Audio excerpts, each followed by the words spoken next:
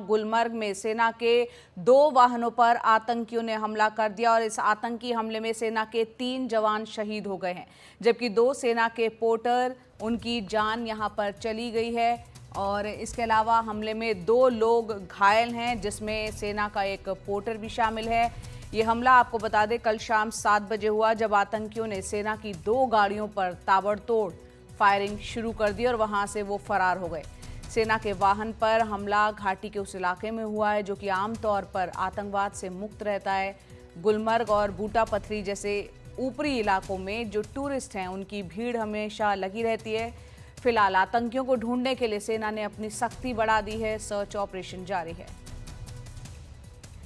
नीता शर्मा हमारी सहयोगी ज्यादा अपडेट के साथ हमारे साथ जुड़ रही हैं। नीता, कल शाम 7 बजे ये हमला हुआ है, आतंकियों से जुड़ी क्या कोई जानकारी अब तक हाथ लग पाई है?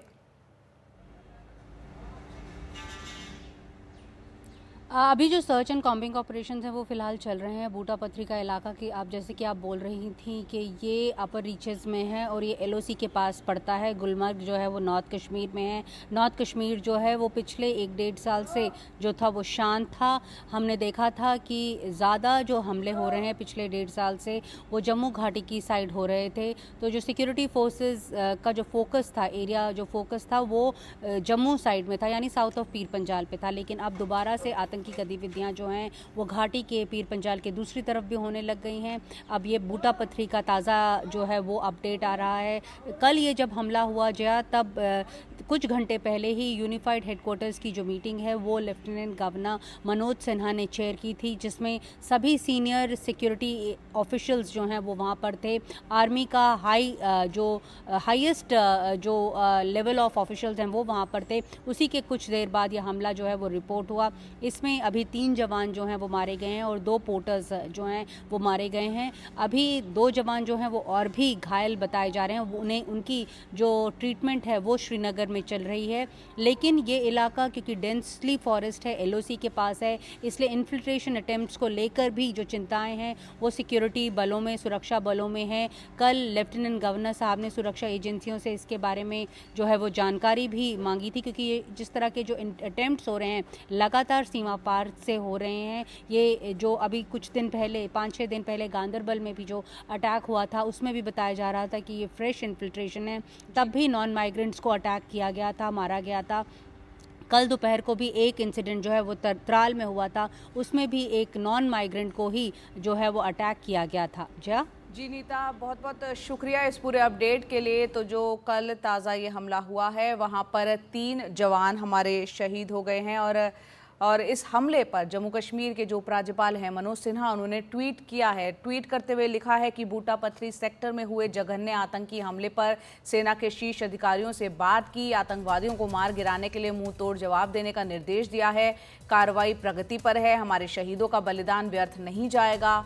उनके परिवारों के प्रति संवेदनाएं, घायलों के शीघ्र स्वस्थ होने की प्रार्थना करता हूं।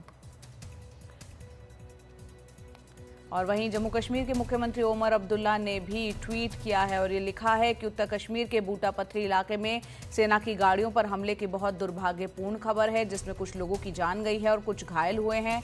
कश्मीर में हाल के दिनों में हुए हमले गंभीर चिंता का विषय हैं। मैं इस हमले की कड़ी निंदा करता हूं और जिन लोगों की जान गई उनके प्रियजनों के प्रति अपनी संवेदना व्यक्त करता हूं। मैं ये भी प्रार्थना करता हूं कि घायल लोग पूरी तरह से और जल्दी स्वस्थ हो जाएं।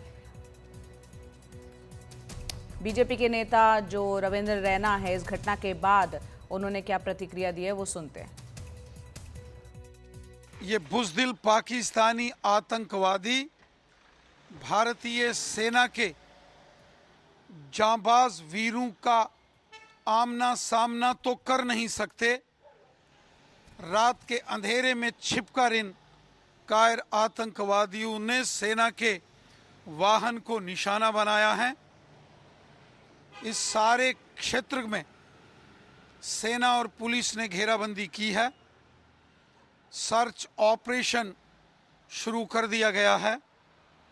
इन आतंकवादियों को इनके गुनाहों की, इनके पापों की भारी कीमत चुकानी पड़ेगी। मैं इनसे फिर से आपके मध्य से अपील करता हूँ, ये बंद करिए और रास्ता दोस्ती का ढूंढिए। रास्ते नहीं ढूंढेंगे तो मुस्तकबिल बहुत मुश्किल होगा। और ये मैं उनसे जो इसमें घायल हुए हैं, शहीद हुए हैं, उनको श्रद्धांजलि पेश करता हूँ और उनके ख़ानदानों से माफ़ी मांगता हूँ कि ये हो रहा है।